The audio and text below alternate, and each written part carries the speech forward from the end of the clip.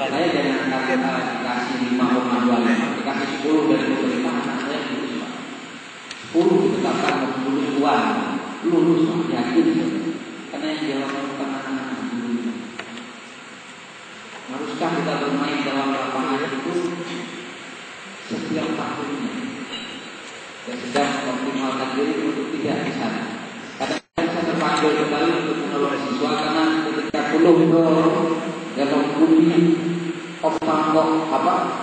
kemampuan maksimal saya belum diberikan kepada siswa. Sehingga ada kesalahan yang saya buat sehingga memang kadang-kadang saya harus kembali menolong siswa-siswa saya. Tapi apakah itu harus setiap tahun saya pertahankan?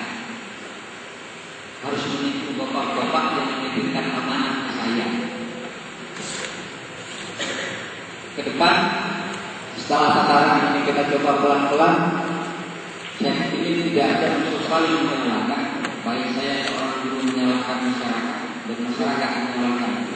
Karena kita berada dekat dan pada hari ini kita semua berada dalam koridor orang-orang yang keliru. Mungkin bukan salah.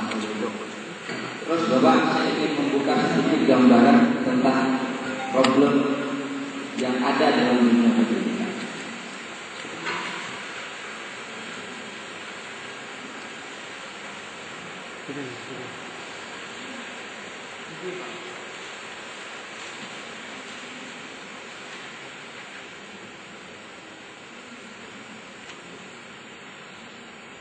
Mungkin tidak tahu arah pembicaraan saya kemana, nanti pelan-pelan Bapak tahu.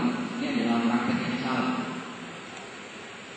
Bagi saya melihat soal ini tidak menjadi soal bagi seorang siswa. Kalau disajikan dalam bentuk esai, saya yakin anak-anak Bapak di rumah mampu menjawab soal ini. Tetapi soal ini akan menjadi